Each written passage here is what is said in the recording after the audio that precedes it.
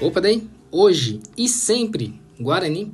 Fala Bugrino, hoje tem Guarani e CSA no Brinco às 5 horas da tarde pela 10ª rodada da Série C. É o primeiro jogo entre eles na terceirona, mas o Bugre nunca perdeu para o CSA em Campinas. São 5 vitórias e 1 empate no geral, 9 vitórias no Guarani em 13 partidas. O CSA vem forte com 2 vitórias e 2 empates nos últimos jogos.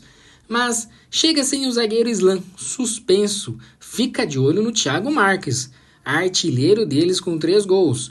O Guarani tenta a terceira vitória seguida para entrar no G8, algo que não rola desde setembro de 2023. Hoje estamos em 12º com 11 pontos.